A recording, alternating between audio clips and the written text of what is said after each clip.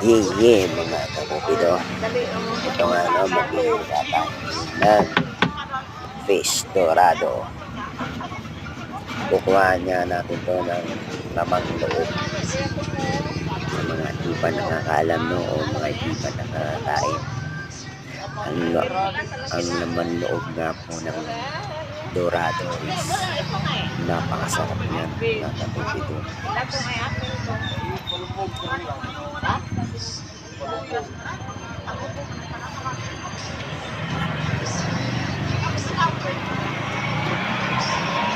Lalo na yung mga kakupido, yung bihon.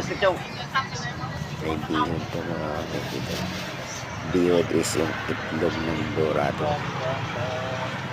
Yan mga kakupido, sa mga hindi pa nakakaya no, kain, napakasarap po ng laman loob ng dorado. Namang bituka,